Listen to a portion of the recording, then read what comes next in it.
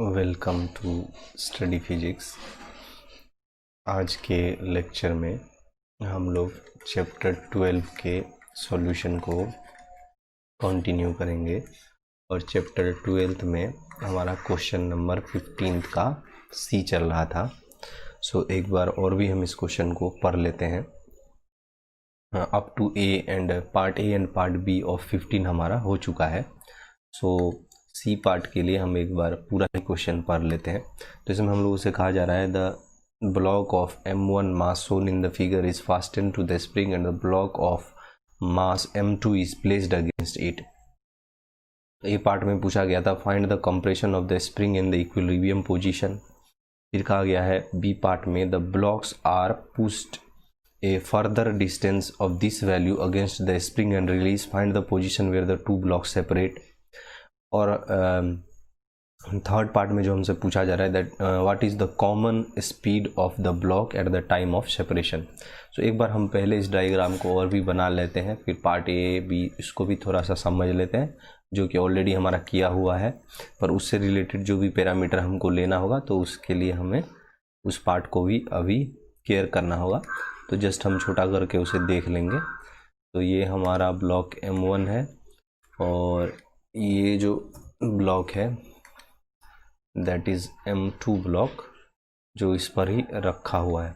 सो ये हमारा M2 है एंड दिस ब्लॉक जो है वो M1 है। तो पार्ट ए में हम लोग देखे थे जो means compression at equilibrium position जो हो रहा था दैट वाज ऑफ हमारा value M1 plus M2 by K into g sine theta हो रहा था। ये किस तरह से, तो देखिए यही फोर्स को स्प्रिंग का फोर्स बैलेंस कर रहा था, तो उस टाइम K इंटू x1 इस फोर्स को बैलेंस कर रहा था। सो यहाँ से हम लोग को ये कंडीशन मिला।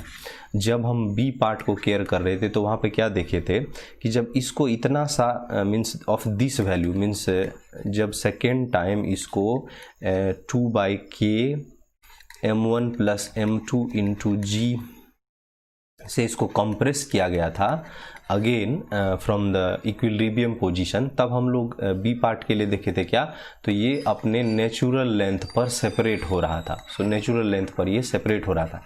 तो total elongation from the natural length जो होगा वो x1 प्लस x2 होगा। तो इस चीज़ को हम लोग यहाँ पर लिख लेते हैं। देखिए total elongation from natural length जो होगा दैट विल बी हमारा क्या, तो x1 प्लस ऑफ x2 हो जाएगा। तो देखिए जब अगर हम लोग नेचुरल लेंथ से अगर कंपेयर करें तो total compression in this side कितना होगा, तो x1 प्लस x2 होगा।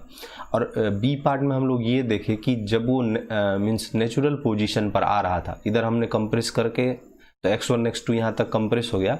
जब दूसरे टाइम वो राइट वार्ड जा रहा होगा तो हम लोग को क्या दिखाई पड़ेगा कि जब वो नेचुरल लेंथ पर आ जाएगा तो उसमें से M2 मास जो है वो सेपरेट हो रहा था। तो ये चीज़ हम लोग देख चुके थे पार्ट ए और पार्ट बी का सोल्यूशन करके। अब जो पार्ट सी में हम लोग से पूछा जा रहा है कि जब ये नेचुरल लेंथ पर M2 इससे सेपरेट हुआ है तो कॉमन वेलोसिटी ऑफ M1 और M2 क्या था। तो इसका पार्ट हम लोग मीन्स इसका थ्योरी पार्ट हम लोग कल ही सीख चुके थे कि जब वो अपने suppose this side extreme location पर होता था तो K into x1 plus x2 potential energy उसमें होता था। अब दिस पोटेंशियल एनर्जी में से अगर हम लोग स्प्रिंग पोटेंशियल एनर्जी में से अगर इस मास को x1 plus x2 height means natural length तक वापस जाना है तो उसको क्या होगा ना होना पड़ेगा, तो x1 प्लस x2 यहाँ से और कवर करना पड़ेगा ऊपर की ओर। मीन्स इस डायग्राम में यहाँ से उसको ऊपर की ओर जो है वो x1 प्लस x2 कवर करना पड़ेगा। तो इसका मतलब क्या होगा कि ये जो मास होगा, ये जो मास है M1 प्लस M2, ये इतना मीन्स डिस्टेंस कवर किया होगा तो m1 प्लस m2, तो उसकी वजह से उसमें जो पोटेंशियल एनर्जी आ रहा होगा वो दिस वैल्यू का होगा। इसको आप ऐसे भी समझ सकते हैं कि ये m1 m2 g sine theta, इसके ऊपर इधर में लग रहा था ये फोर्स, और ये उसके against x1 plus x2 displacement किया है। So force into displacement means इतना वर्क डन हुआ है, तो इतना ही इसमें पोटेंशियल एनर्जी उसके उस वर्क डन के वजह से उसमें होगा। तो देखिए इसमें टोटल एनर्जी इतना था। अब जब सिस्टम ऊपर की तरफ जाएगा तो ये इसका पोटेंशियल एनर्जी बढ़ेगा, इस पार्ट का पोटेंशियल एनर्जी बढ़ेगा। तो कहाँ से बढ़ेगा? तो फ्रॉम द स्प्रिंग का जो स्टोर्ड पोटेंशियल एनर्जी है वो रिड्यूस होगा, तभी तो ये बढ़ेगा।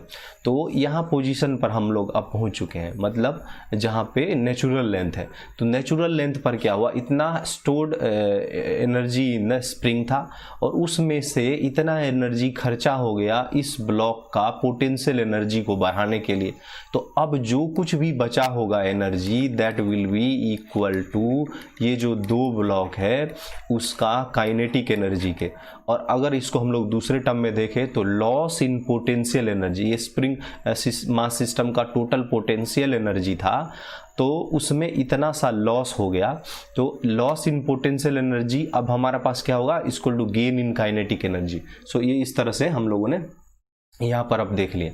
तो अब देखिए इसमें क्या है, हमारे पास x1 और x2 यहाँ पर नोन है, x1 वैल्यू x2 वैल्यू, और m1 m2 के टर्म में ही रहेगा, और g साइन थीटा सो इस टर्म में ही रहेगा। और हमको ये v कॉमन वेलोसिटी इवेलुएट करना है।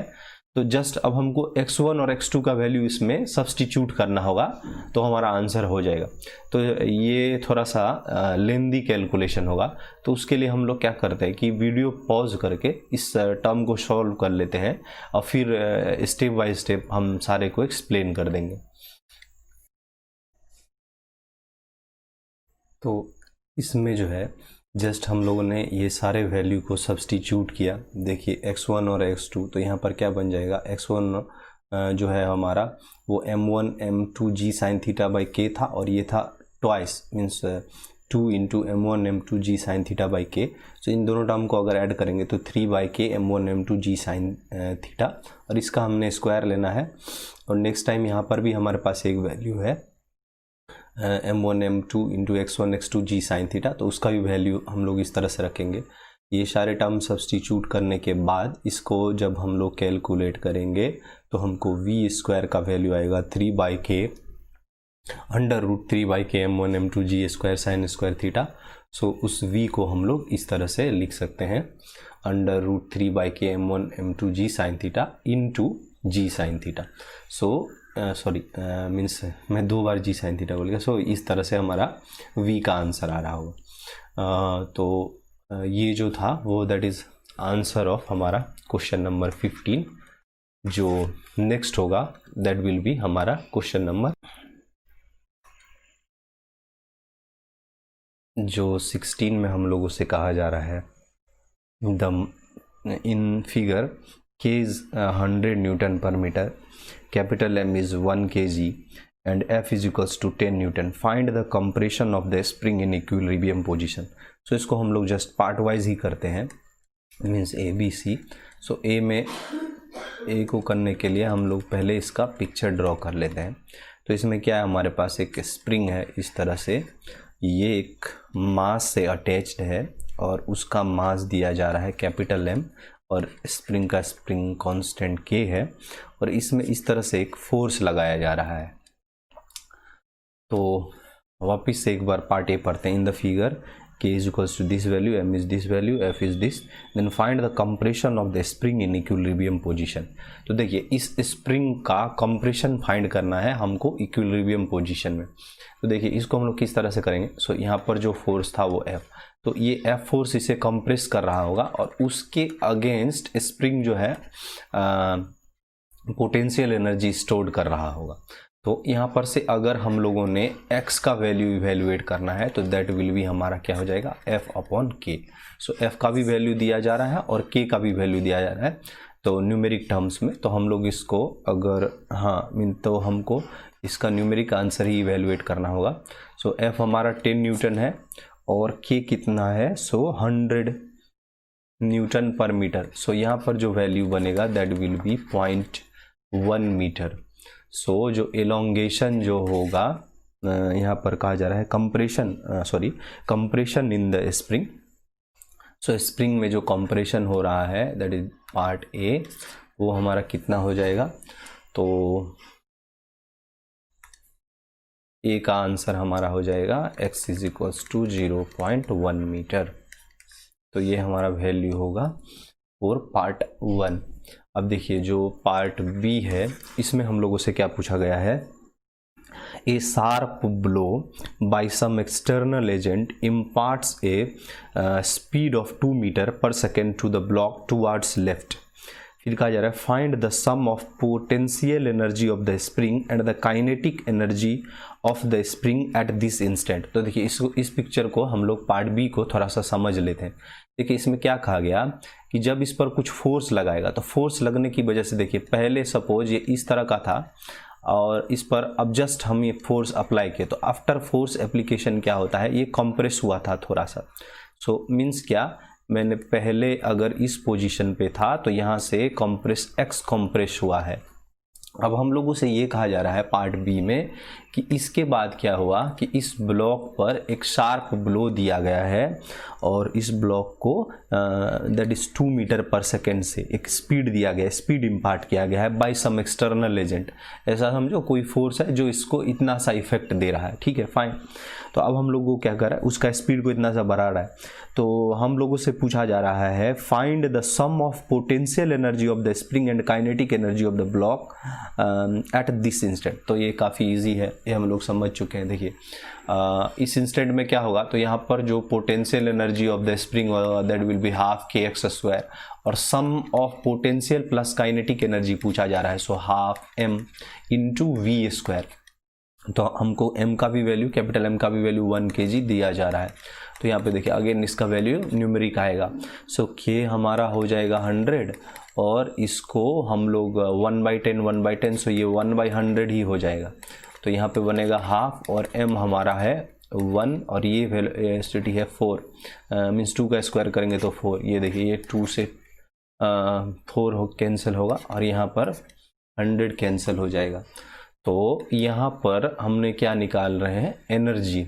So this is the value of energy. So energy जो यहाँ पे आएगा और ये पोटेंशियल प्लस काइनेटिक एनर्जी है, सो टोटल एनर्जी है। तो यहाँ पर हमारे पास 0.5 और यहाँ पर बना है, सो 2.5 जूल जो होगा that should be the energy. Let me check. हाँ, सो यहाँ पे हम लोग का एनर्जी वैल्यू इवेल्युएट हो चुका है। अब नेक्स्ट जो होगा दैट विल बी हमारा part C. So part C में हम लोगों से पूछा जा रहा है find the time period of resulting simple harmonic motion. तो देखिए स्प्रिंग मास सिस्टम है और इसका हम लोग को टाइम पीरियड पूछा जा रहा है। तो हम लोग क्या कहते हैं, स्प्रिंग मास सिस्टम में जो टाइम पीरियड होता है that is 2π√m/k। So 2π√m/k। तो यहाँ पे हमारे पास सारा वैल्यू है, देखिए 2π भी है और m यहाँ के लिए हम कैपिटल M लिख रहे हैं, तो यहाँ पर भी कैपिटल M ही होगा। अब ये है हमारा 1 और k का वैल्यू है हमारा 100, है ना। तो ये हमारे पास जो वैल्यू बनेगा दैट इज़ 2π और यहाँ से जो वैल्यू आएगा दैट इज़ 1/10। तो इसको मैं इस तरह से लिख रहा हूँ। तो यहाँ जो टाइम पीरियड बनेगा that will be π/5 second. So this should be answer of the time period. तो let me check for C part. So C part भी हमारा जो है वो π/6 सेकेंड। सो π/6 सेकेंड इस तरह से हमारा सी पार्ट भी हो जाता है। जो नेक्स्ट है फाइंड द एम्पलीट्यूड। सो देखिए सी पार्ट को हमको केयर करना होगा, क्यों कि इसमें से देखिए हम लोगों को क्या पूछा गया है, एम्पलीट्यूड। तो एम्पलीट्यूड पता करने के लिए हम लोग क्या करेंगे, अगेन वर्क पावर एनर्जी को यूज कर लेंगे, तो हम लोगों को एम्पलीट्यूड का पता चल जाएगा। तो देखिए इसके लिए हम लोग क्या करेंगे, फर्स्ट एम्पलीट्यूड को ढूंढने के लिए हमने आइडिया कर लिया हमें क्या करना है, वर्क पावर एनर्जी को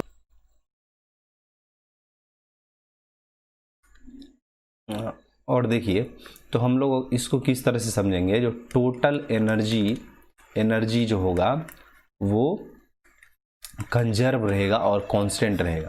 तो हम लोग कोई दो स्पेसिफिक इंस्टेंट यूज करेंगे और वहाँ का एनर्जी को हम लोग इक्वेट कर देंगे, तो हमारा जो है ये कांस्टेंट वैल्यू होगा। तो अब जो दो स्पेसिफिक लोकेशन चूज करेंगे उसको स्मार्टली चूज करना होगा। क्यों? क्योंकि हमें एम्पलीट्यूड का वैल्यू चाहिए। तो हम लोग क्या करेंगे, एक एक्सट्रीम पोजीशन को यूज कर लेंगे। पहला जो होगा एक एक्सट्रीम पोजीशन, तो वहाँ पर क्या होगा, हमको एम्पलीट्यूड का कुछ कंडीशन आएगा।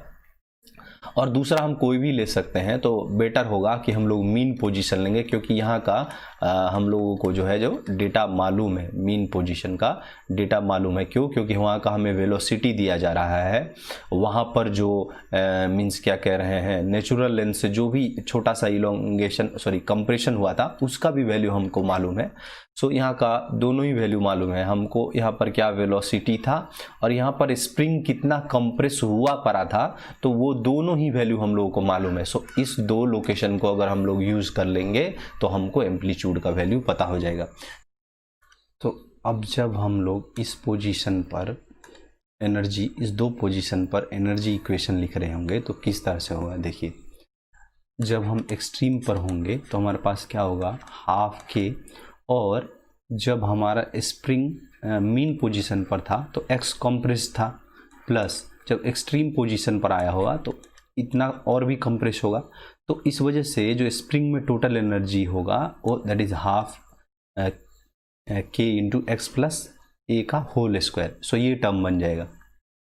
अब ये एनर्जी होगा उस इंस्टेंट का टोटल एनर्जी होगा, उस पोजीशन पर टोटल एनर्जी इतना होगा। क्यों?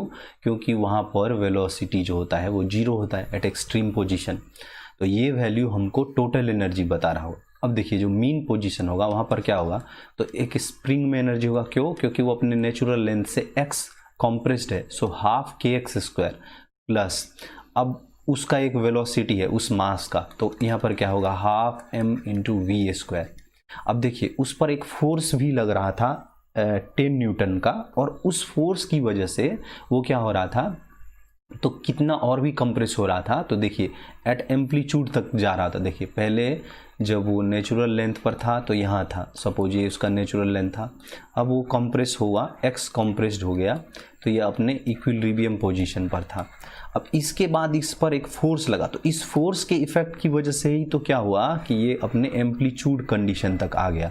सो इसमें जो फोर्स की वजह से एनर्जी आएगा that will be F into A, जो यहाँ का एम्पलीट्यूड रहेगा उतना ही तो फोर्स उसका डिस्प्लेसमेंट करवाया है। तो ये दो जो है एनर्जी इक्वेशन एट दो एक्सट्रीम होंगे, तो इन दोनों को क्या होना पड़ेगा, तो इक्वल होना पड़ेगा। क्यों? क्योंकि एनर्जी जो होता है दैट शुड बी कांस्टेंट। तो अब देखिए हमारे पास जो कंडीशन है उसको हम लोग किस तरह से करेंगे।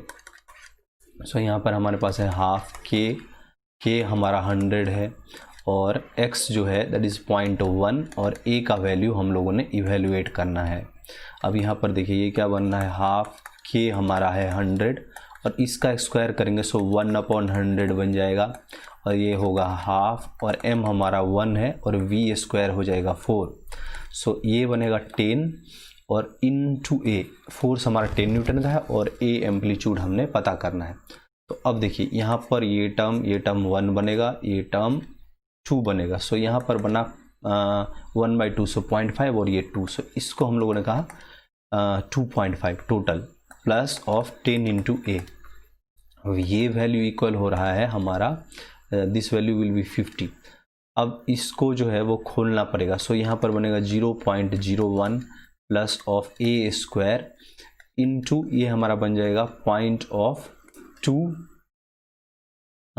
मीन्स 0.2 और ये होगा a। सो दिस वैल्यू हमारे पास बन रहा है। अब इसको हम लोगों ने क्या करना होगा, तो इवेल्युएट करना होगा। सो ये वैल्यू जो बनेगा that will be 0.01 plus of a square plus of 0.2a will be equals to 2.5 plus of 10, 2.5 plus of 10a divided by 50। So ये वैल्यू हमारे पास बन रहा है।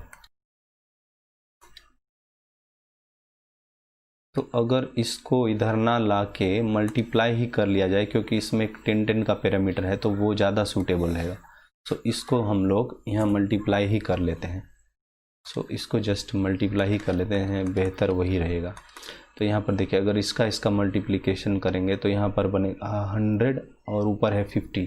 सो ये 1/2, सो ये बन जाएगा 0.5 और ये बन जाएगा 50a का स्क्वायर प्लस यहाँ पर है 10। सो ये 10 और इधर का 10 कैंसिल होगा, तो यहाँ पर बनेगा 10a। So 10a will be equals to 2.5 plus of 10a। अब देखिए अब थोड़ा सा और भी इजी हो गया कि यहाँ का 10a और यहाँ का 10a भी कैंसिल हो रहा है, तो ये और भी अच्छा बात है। अब देखिए 50a स्क्वायर जो होगा वो किसके इक्वल से 2.5 माइनस ऑफ 0.5, सो ये बन जाएगा 2k। तो यहाँ से जो वैल्यू आएगा a का that will B a square जो होगा दैट विल बी हमारा 2/50 हो जाएगा। सो 2 अगर 50 हो रहा है तो इसको हम लोग 1/25 भी लिख सकते हैं, और यहाँ से a का वैल्यू जाएगा दैट विल बी 1/5 हो जाएगा, तो ये हमारा हो जाएगा 0.2 सो मीटर। a जो होगा इन टर्म्स ऑफ एम्पलीट्यूड है, सो ये हमारा 0.2 मीटर हो रहा है। तो अब देखिए इस तरह से हम लोग को a का वैल्यू पता चल चुका है और यही हम लोगों से पूछा जा रहा है। सो 16 में एम्पलीट्यूड का जो वैल्यू होगा दैट विल बी 20 सेंटीमीटर हम लोगों से कह रहा है, तो ओके है ये 0.2 मीटर, ये 20 सेंटीमीटर ही होगा। अब देखिए इसको हमने एनर्जी इक्वेशन से किया, समझने के लिए किया। अब इसको अगर आसान से करना होता तो हम लोग कर सकते थे, वो क्या कि देखिए इस SHM में, सो इसको मेथड 2 हम लोग कह लेते हैं। क्यों ये एनर्जी इक्वेशन इसलिए बताया क्योंकि ये हमारे लिए बहुत हेल्पफुल होगा। मीन्स हमारे लिए इसको इस तरह भी समझ सकते हैं कि हम वर्क पावर एनर्जी का एक छोटा सा कॉन्सेप्ट रिवाइज भी कर रहे थे, तो ये हो गया। अब हमें यहाँ पर अगर सेकंड मेथड को देखना होगा तो देखिए जब ये इसमें कहा गया है कि जब ये मीन पोजीशन पर था, मीन्स मीन पोजीशन पर होगा, तब यहाँ पर इस क्वेश्चन में जो है वो कहा गया है कि इसको एक शार्प ब्लो दिया जा रहा है 2 मीटर पर सेकेंड का।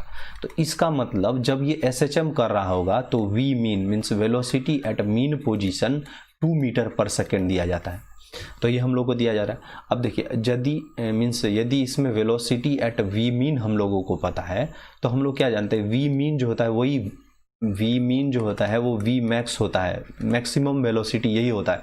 इसके बाद वेलोसिटी रिड्यूस होते होते एक्सट्रीम पर जाकर 0 बन जाता है और इधर भी रिड्यूस होते होते एक्सट्रीम पर जाकर 0 बन जाता है। सो v mean he v maxima होता है। तो अगर v मीन v मैक्सिमा हुआ तो हम लोग क्या कह सकते हैं कि v मैक्सिमम का क्या कंडीशन होता है। सो ये हम लोग मीन्स वेलोसिटी जो होता है omega r, so omega into a। तो अब यहाँ पर देखिए अगर हमको ओमेगा का टर्म मालूम होगा तो हम यहाँ पर से क्या कर सकते हैं, एम्पलीट्यूड का वैल्यू पता कर सकते हैं, और ओमेगा हम लोग को मालूम होता है। ओमेगा हम लोग किस तरह से पता करते हैं, सो स्प्रिंग मास सिस्टम में ओमेगा का वैल्यू जो होता है हम लोग इस तरह से जो स्प्रिंग मास सिस्टम लिखते हैं 2π√m/k। सो यहाँ पर टाइम पीरियड क्या होता है 2π/ओमेगा, सो ओमेगा का वैल्यू होता है √k/m, ठीक है ना। तो यहाँ से अगर हम लोग √k/m कर ले तो देखिए k का वैल्यू हम लोगों ने मालूम है 100 और m कितना है हमारा देखिए 1। सो यहाँ पर जो एम्पलीट्यूड आएगा, यहाँ हमारा वेलोसिटी मैक्सिमा है 2, तो यहाँ पर जो टर्म बना है दैट इज़ हमारा 10 × a, सो ये दिस वैल्यू। तो अगेन हमको एम्पलीट्यूड कितना आया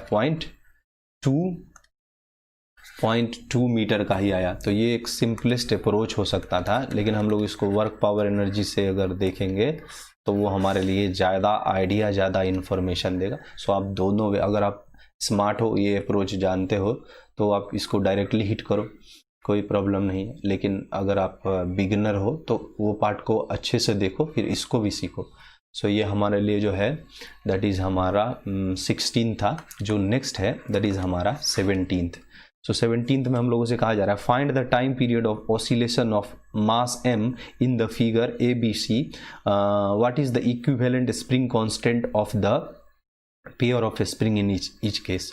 सो यहाँ पे एक्चुअली में हम लोगों को जस्ट मीन्स सीरीज पैरेलल का जो है वो इफेक्ट समझने के लिए 3 प्रॉब्लम दिया जा रहा है। देखिए तो हम लोग इसको यहाँ पर जो है पार्ट A फिगर में हमारे पास क्या है, तो यहाँ पर देखिए 2 स्प्रिंग है इस तरह से K1 और K2, और यहाँ पर जो है एक मास अटैच है, यहाँ पर एक मास अटैच है m का, तो ये K1 है और K2 है। तो पहला पार्ट में हम लोगों से पूछा जा रहा है टाइम पीरियड ऑफ ऑसिलेशन और इक्विवेलेंट स्प्रिंग कांस्टेंट। सो पहले हम लोग इक्विवेलेंट स्प्रिंग कांस्टेंट पता कर लेंगे, उसके बाद टाइम पीरियड हमें पता करने के लिए इजी होगा, 2π√m/k इक्विवेलेंट कर देंगे तो हमको पता चल जाएगा। तो अभी देखिए इस ब्लॉक को सपोज आपने कोई एक्सटर्नल पुश इस तरह से किया, तो ये क्या होगा, इधर की तरफ कंप्रेस होगा, और जब कंप्रेस होगा तो हमको क्या दिखाई देगा, जितना कंप्रेशन x1 में हो रहा है मीन्स K1 में हो रहा है, उतना ही कंप्रेशन K2 में होगा। इसका मतलब ये दोनों है पैरेलल कॉम्बिनेशन में। जब मीन्स कंप्रेशन या उसको क्या कहेंगे, एक्सपेंशन हो और उसका मैग्नीट्यूड अगर सेम हो, मीन्स x जो है अगर सेम हो रहा है, तो यहाँ पर हम लोग क्या कहेंगे कि ये जो होता है वो पैरेलल कॉम्बिनेशन होता है। तो इस सिचुएशन में अगर पैरेलल कॉम्बिनेशन हो तो K इक्विवेलेंट क्या होगा, हमारा K1 प्लस ऑफ K2 हो जाएगा। सो K इक्विवेलेंट हमको पता चल रहा है K1 प्लस ऑफ K2। तो अब इस तरह से अगर हम लोग टाइम पीरियड इसका निकालने का ट्राई करेंगे तो हमको क्या बताइएगा, m/k इक्विवेलेंट, और K इक्विवेलेंट हमारा कितना है, सो K1 प्लस ऑफ K2। सो ये जो है हमारा 17 का, सो ये 17th का पार्ट ए हो रहा है। सो ये करेक्ट है, पर मैं जब पार्ट ए 17 का आंसर चेक कर रहा था तो मैं यहाँ चेक किया कि हमने 16 में जो है वो 2-3 क्वेश्चन हमसे 2 क्वेश्चन छूट गया है, मीन्स ई पार्ट और एफ पार्ट बाय मिस्टेक। सो इसमें कुछ भी नहीं था, यहाँ पर पूछा जा रहा है write the potential energy of the spring when it is eight extreme left. तो ये हम लोगों ने यहाँ पर ही जो वैल्यू इवेल्युएट किया है वो उसी वैल्यू के इक्वल हो जाएगा, हाफ के मीन्स एक्सट्रीम पोजीशन पर जो इस इक्वेशन को आप जब सब्स्टिट्यूट करके इसका वैल्यू इवेल्युएट कर लोगे तो आप लोगों को जो है यहाँ पर पार्ट ई का वैल्यू हो जाएगा। और एफ में कहा जा रहा है write the potential energy of the spring when it is eight extreme right. तो देखिए जब यहाँ पर वो एक्सट्रीम राइट पर पहुँच रहा होगा तो हम लोग इस पार्ट को थोड़ा सा समझ लेते हैं। डी पार्ट आपका हो गया होगा, यहाँ पर जो डी रहा होगा ये जस्ट आप इस वैल्यू को इवेल्युएट कर लोगे, जब एक्सट्रीम लेफ्ट पर रहा होगा तो हाफ के प्लस इसको इस वैल्यू को आप सब्स्टिट्यूट कर लोगे, इसका वैल्यू जो भी आएगा ए वैल्यू आपको पता चल चुका है। This is not D, this is E, इससे पहले वाला हमारा डी था। सो ई में जब आप इस तरह से इवेल्युएट कर लोगे तो इसका वैल्यू आ जाएगा। और जब हम लोग एफ पार्ट को यहाँ पर देख रहे होंगे तो एफ पार्ट में जो हम लोगों से कहा गया है write the potential energy of the spring when the block is at right extreme. तो जब ब्लॉक राइट एक्सट्रीम पर होगा तब पोटेंशियल एनर्जी उसका क्या होगा। तो देखिए इसको हम लोग थोड़ा सा समझ लेते हैं कि पहले हमारा जो सिस्टम था वो नेचुरल पोजीशन पर था। सो इस पोजीशन को सपोज हमने कहा नेचुरल पोजीशन, तो यहाँ पर कुछ भी इसमें एलोंगेशन नहीं था। इसके बाद एक फोर्स लगाया तो उसकी वजह से ये अपना equilibrium position suppose means x compress होकर के फिर यहाँ पर ये जो है वो मीन पोजीशन या इक्विलिब्रियम पोजीशन पर आ गया। तो इसके बाद ये इधर और इधर जो है वो अपना SHM कर रहा होता था। तो इधर और इधर SHM जब कर रहा होता था तो इधर भी एम्पलीट्यूड जाता था और इधर भी एम्पलीट्यूड जा रहा था। तो लेफ्ट में जब लेफ्ट एक्सट्रीम पर वो जाता था तो उसमें टोटल मीन्स कंप्रेशन क्या हो जाता था, तो देखिए x प्लस ऑफ ए, सो ये पार्ट हमारा हो जाता है। लेकिन जब वो राइट एक्सट्रीम पर जा रहा होता है तब उसमें मीन्स कितना एलोंगेशन बचता है ये अगर केयर करें तो हम लोग देखिए इधर से जब आया तो इतना तो उसको अपना नेचुरल लेंथ को एक्वायर करने के लिए लग गया। इसको मैं कलर चेंज कर लेता हूँ ताकि बेहतर समझ में आया।